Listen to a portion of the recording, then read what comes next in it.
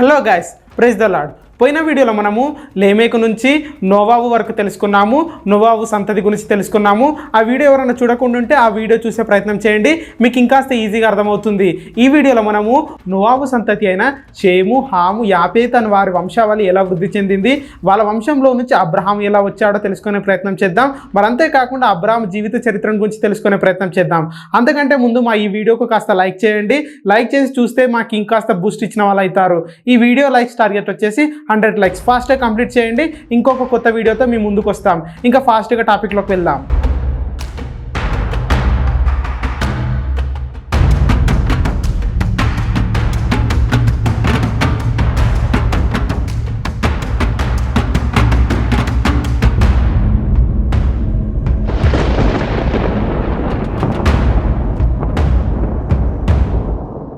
నోవాహు కుమారులైన షేము, హాము, యాపేత్ అని వారి సంతానము భూమి మీద అంత విస్తరిస్తుంది. వీరి వంశావళి గురించి మనము ఆదికాండం 10వ అధ్యాయంలో చూసుకోవచ్చు. ఈ అధ్యాయం మొత్తం వీరి వంశావళి గురించే ఉంటుంది. నోవాహు కుమారుడైన యాపేత్ అని వారి వంశం మొత్తము సముద్ర తీరం అందే నివసించేవారు. తర్వాత వారి వారి భాష ప్రకారము, వారి వారి వంశముల ప్రకారము వారు వేరే వేరే దేశాలకు వెళ్ళిపోతారు. నోవాహు కుమారుడైన హాముకి 4 కుమారులు. అందులో ఒకడు కూషు. ఈ కూషుకి నిమ్రోదు అనే కుమారుడు పుడతాడు.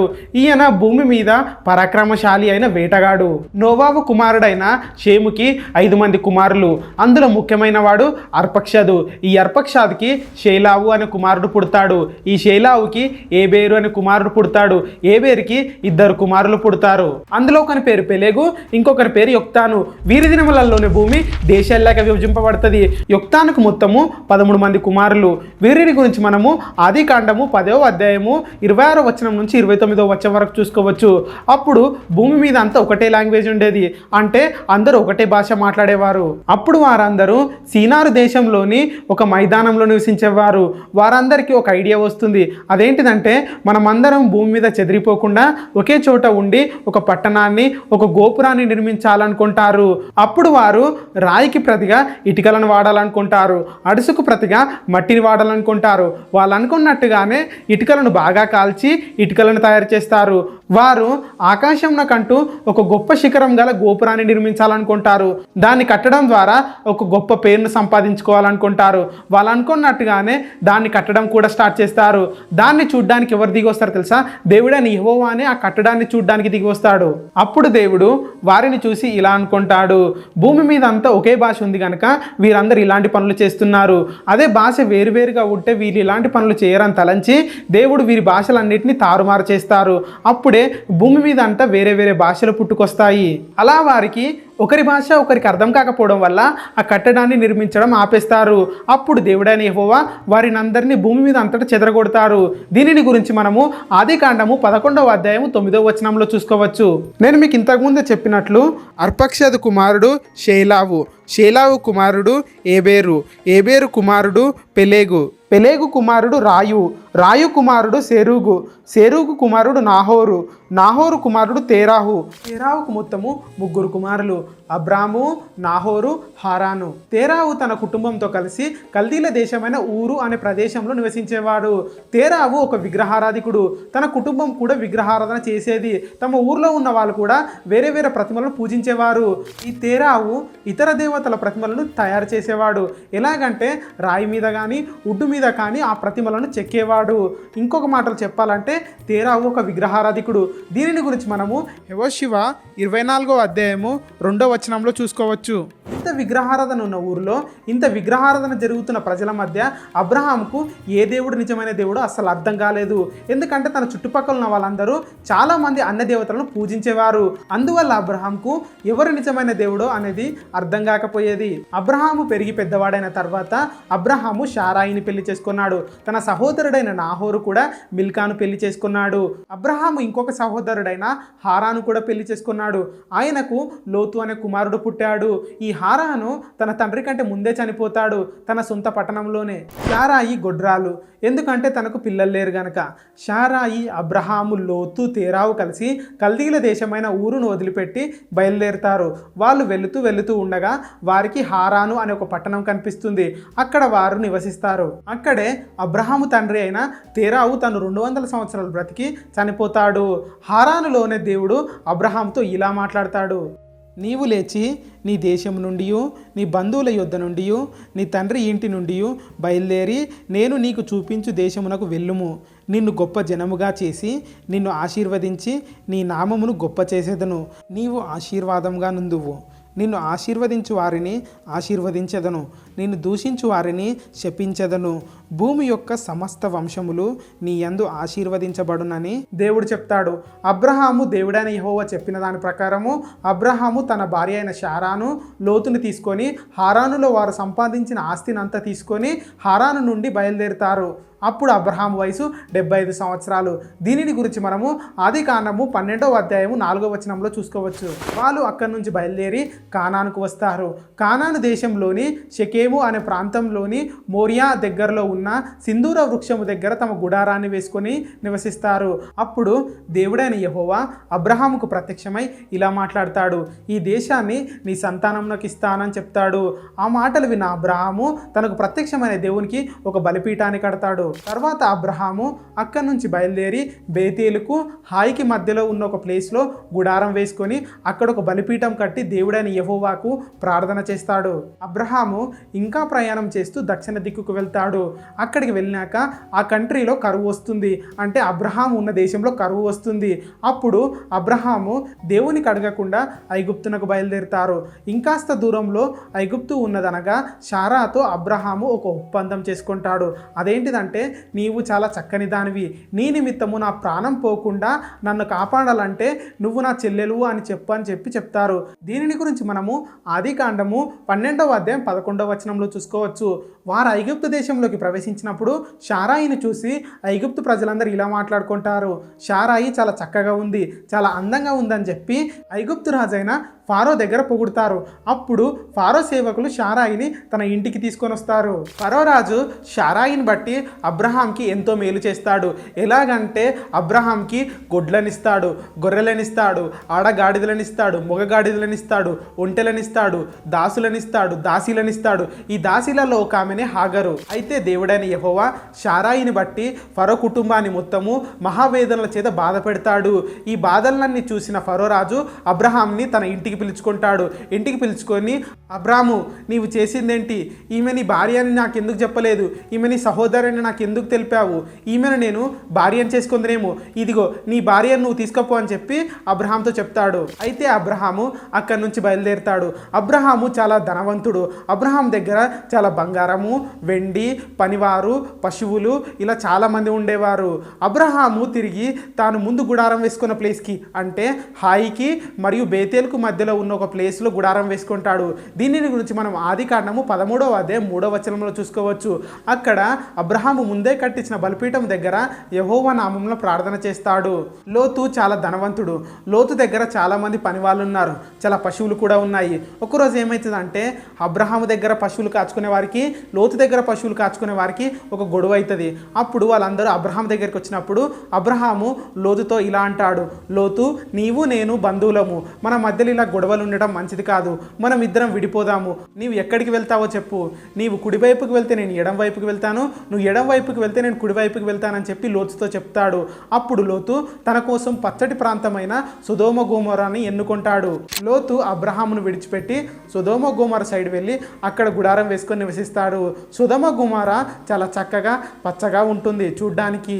అయితే సొదొమ గొమొరలో ఉన్న ప్రజలు యెహోవా దృష్టికి బహు పాపం చేసిన వాళ్ళుగా ఉంటారు. లోతు అబ్రహామును విడిచిపెట్టిపోయిన తర్వాత దేవుడు అబ్రహాంతో ఇలా మాట్లాడతాడు: యెహోవా, ఇదిగో నీ కన్నులెత్తి నీ ఉన్న చోట నుండి ఉత్తరం తట్టు, దక్షిణము తట్టు, తూర్పు తట్టు, పడమర తట్టును చూడుము. ఎందుకనగా నీవు చూచుచున్న ఈ దేశమంతటిని నీకును నీ సంతానమునకును సదాకాలం ఇచ్చేదను. మరియు నీ సంతానమును భూమి మీద నుండి రేణువుల వలె విస్తరింపజేసేదను. ఎట్లనగా ఒకడు భూమి మీద నుండి రేణువులను లెక్కింపగలిగిన ఎడల నీ సంతానమును కూడా లెక్కింపవచ్చు.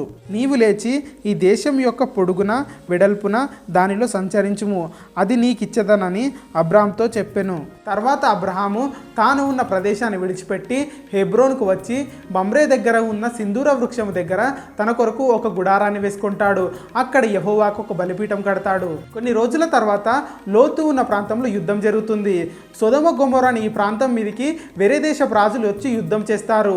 ఈ యుద్ధంలో సొదొమ గొమొర్రా రాజులు ఓడిపోతారు. దాంతో వేరే దేశపు రాజులు వచ్చేసి సొదొమ గొమొర్రాలో ఉన్న ఆస్తిని మొత్తం దోచుకొని వెళ్ళిపోతారు. లోతు అక్కడే నివసిస్తాడు కాబట్టి లోతు ఆస్తిని కూడా దోచుకొని వెళ్ళిపోతారు. లోతు ఆస్తితో పాటు తన కుటుంబాన్ని కూడా తీసుకొని వెళ్ళిపోతారు. లోతు దగ్గర పనిచేస్తున్న ఒక వ్యక్తి అక్కడి నుంచి తప్పించుకొని అబ్రహాము దగ్గరికి వచ్చేసి జరిగిందంతా అబ్రహాముతో చెప్తాడు. ఆ సంగతి తెలుసుకున్న అబ్రహాము ఆనేరు, ఎష్కోలు, మమ్రే అనే వారిని వెంటబెట్టుకొని తన దగ్గర పెరిగిన యుద్ధ సన్నద్ధులైన దాసులను తీసుకొని 318 మందితో యుద్ధానికి వెళ్తాడు. లోతును తన కుటుంబాన్ని చెరపట్టిన రాజుల మీద యుద్ధం చేస్తాడు. అబ్రహామును తనతో ఉన్న సైన్యాన్ని చూసి ఆ రాజులు భయపడి పారిపోతారు. అయినా కూడా అబ్రహాము వినకుండా దాను వరకు వారిని తరిమి కొడతాడు. ఆ రాత్రి లోతు కుటుంబాన్ని, లోతు సంపాదించిన ఆస్తిని అంతటిని తిరిగి తీసుకొస్తారు. అబ్రహాము సొదొమ గొమొర్రాలను ఓడించిన రాజులను ఓడించాడని చెప్పి సొదొమ గొమొర్రా రాజులు తెలుసుకొని అబ్రహామును కలవడానికి ఈ రాజులు బయలుదేరుతారు. అంతలోపు షాలేము రాజైన మెల్కీసెదెకు రొట్టెను ద్రాక్షారసమును తీసుకొని వస్తారు. ఇతడు సర్వోన్నతుడైన దేవునికి యాజకుడు. దీనిని గురించి మనము ఆదికాండము 14వ అధ్యాయం 19వ వచనంలో చూసుకోవచ్చు.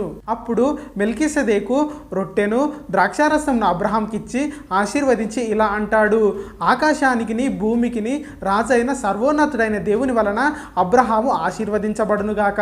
నీ శత్రువుల చేతిని నీ చేతికి అప్పగించుచున్నాను, సర్వోన్నతుడైన దేవుడు స్తుతింపబడునుగాక అని చెప్పి అబ్రహామును ఆశీర్వదిస్తాడు. అప్పుడు అబ్రహాము అన్నిటిలో 10వ వంతు ఇస్తాడు. మెల్కీసెదెకు వెళ్ళిపోయిన తర్వాత సొదొమ గొమొర్రా రాజులు అబ్రహాం దగ్గరికి వచ్చేసి మనుషులను మాకిచ్చి ఆస్తిని నువ్వే ఉంచుకో అని చెప్పి అబ్రహాంతో అంటారు. వెంటనే అబ్రహాము, నేనే అబ్రహాముని ఇంత ధనవంతుని చేశానని నీవు చెప్పుకోకుండా నూలు పోగైనను చెప్పుల వారైనను తీసుకోనని సర్వోన్నతుడైన దేవుడని యెహోవా నామంలో ప్రమాణం చేస్తున్నానని చెప్తాడు. అయితే అబ్రహాము, నాతో కూడా వచ్చిన సైన్యానికి భోజనం పెట్టు, మరంతే కాకుండా నాతో ఉన్న ఆనేరు, ఎష్కోలు, మమ్రే అనే వారికి యుద్ధంలో వచ్చే భాగాన్ని ఇవ్వు అని చెప్పి సొదొమ రాజులకు చెప్తాడు. తర్వాత యెహోవా వాక్కు అబ్రహామును దర్శించి, అబ్రహాము నీవు భయపడకు, నీ బహుమానమును అత్యధికం చేస్తానని చెప్తాడు. అయితే అబ్రహాము, నాకేమి చేస్తేనేమి, నాకు సంతానం లేదు కదా, నా పరివారంలో ఒకడు నా ఆస్తికి వారసుడు అవుతాడు కదా అని అంటాడు. అప్పుడు యెహోవా వాక్కు అబ్రహాముతో, నీ పరివారంలో ఒకడు నీకు వారసుడు కాదు, నీ గర్భవాసంలో పుట్టబోయేవాడే నీకు వారసుడు అవుతాడని చెప్పి ఆకాశంలో ఉన్న నక్షత్రాలను చూపించి, ఈ నక్షత్రాలను నీవు లెక్కింపగలవా, ఈ నక్షత్రంలో వలె నీ సంతానముని కూడా అభివృద్ధి చేస్తానని చెప్తాడు. అప్పుడు అబ్రహాము యెహోవా మాటను నమ్ముతాడు. అది అతనికి నీతిగా ఎంచబడుతుంది. అప్పుడు దేవుడైన యెహోవా అబ్రహాము గురించి, అబ్రహాం పిల్లల గురించి, అబ్రహాం వంశం గురించే కాకుండా దేవుడు అబ్రహాంకి ఇవ్వబోతున్న స్వాస్థ్యం గురించి, అదే కానాను దేశాన్ని ఇవ్వడానికి కల్దీల దేశం నుంచి నిన్ను ఇక్కడికి రప్పించానని చెప్తాడు. అప్పుడు అబ్రహాంకి ఒక డౌట్ వస్తుంది. ఈ కానాను దేశాన్ని స్వతంత్రించుకొనుటకు నాకెలా తెలుస్తుంది అని అడిగినప్పుడు దేవుడైన యెహోవా ఒక చక్కటి బలి విధానాన్ని చెప్తాడు. అదేంటిదంటే 3 ఏళ్ల పెయ్యను, 3 ఏళ్ల పొట్టేలును, 3 ఏళ్ల మేకను, ఒక తెల్లటి గువ్వను తీసుకొని వచ్చి వాటిని యెహోవా ఎదుట వధించి ఆ జంతు కళేబరములను ఒకదానికి ఎదురుగా ఒకటి ఉంచాలి. కానీ అబ్రహాము పక్షులను ఖండించడు. గ్రద్దలు వాటి మీద వాలినప్పుడు అబ్రహాము వాటిని వెళ్ళగొడతాడు. ఇంత లోపల పొద్దుగూకుతుంది, అంటే సాయంత్రం అవుతుంది. అబ్రహాంకి నిద్ర వస్తుంది. అప్పుడు అబ్రహాము నిద్రపోయినప్పుడు దేవుడని యెహోవా ఇలా మాట్లాడతారు, నీ సంతతి వారు తమది కాని దేశంలో దాసులుగా ఉంటారు. సరిగ్గా 400 సంవత్సరాలు తమ శత్రువుల చేతిలో బాధలు పడతారు. వీరి శత్రువుల లెక్కను నేనే తీర్పు తీర్చదను. నీవు మంచి వృద్ధాప్యంలో చనిపోతావు. అమ్మోరీల అక్రమాలు ఇంకా కంప్లీట్ అవ్వలేదు గనక నేను 4వ తరాన్ని మళ్ళీ ఇక్కడికే రప్పిస్తానని చెప్తాడు. అబ్రహాము కటిక చీకట్లో నిద్రపోయాడు కాబట్టి ఆయనకు ఒక దర్శనం కనబడుతుంది. ఆ దర్శనంలో మండుచున్న పొయ్యిలో నుంచి ఒక అగ్గి వచ్చి ఆ కళేబరముల మధ్య నడుస్తుంది. అప్పుడు మరలా కానాను దేశాన్ని నీకు స్వాస్థ్యంగా ఇస్తానని చెప్పి దేవుడు అబ్రహాంకు వాగ్దానం చేస్తాడు.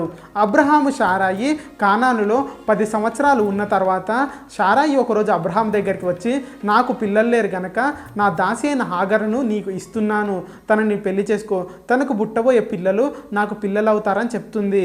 తరువాత శారాయి హాగరును అబ్రహాంకి భార్యగా ఇస్తుంది. అబ్రహాము ఈ విషయంలో దేవుని దగ్గర విచారణ చేయలేదు. తర్వాత 2 సంవత్సరాలకి హాగర్కి కుమారుడు పుడతాడు. ఈయనకి ఇష్మాయేలు అనే పేరు పెడతాడు. ఈయన నుంచి ఒక జనాంగమే పుట్టుకొని వస్తుంది. ఇష్మాయేల్ పూర్తి స్టోరీ గురించి మీకు కావాలంటే కింద కామెంట్ రూపంలో మాకు తెలియజేయండి. దాని గురించి ఇంకొక కొత్త వీడియో చేసే ప్రయత్నం చేస్తాం.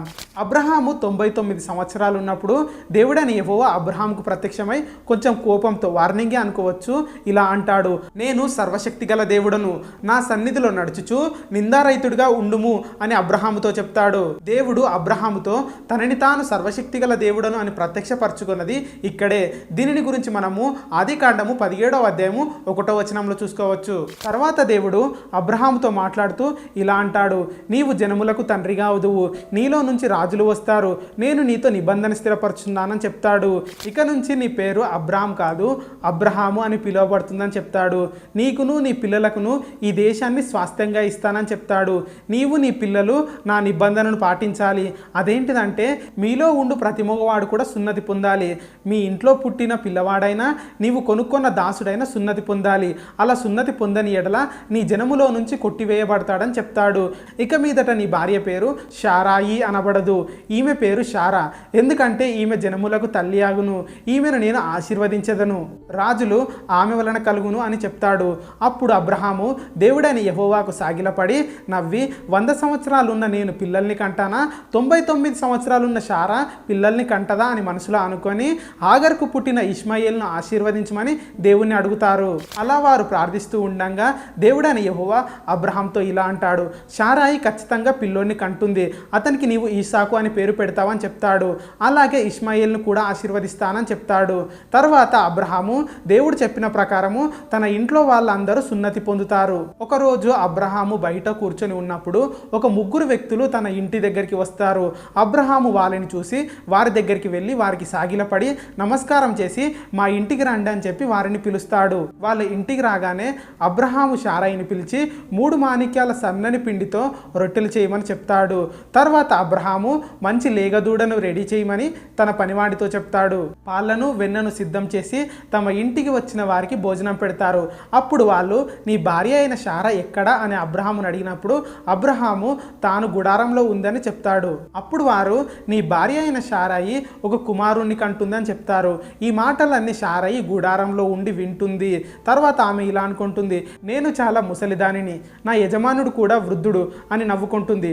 అప్పుడు వెంటనే వారు, ఎందుకు నవ్వుతున్నావు శారా, యెహోవాకు అసాధ్యమైనది ఏదైనా ఉందా, మళ్ళీ వచ్చే సంవత్సరం కల్లా నీకు ఒక కుమారుడు పుడతాడు చూడు అని చెప్తారు. అప్పుడు శారాయి భయపడి నేను నవ్వలేదు అని చెప్తుంది. అయితే వెంటనే వారు నీవు నవ్వావు అని అంటారు. తర్వాత అబ్రహాము ఆ 3 వ్యక్తులను సొదొమ గొమొర్రా వైపుకు సాగనంపుతాడు.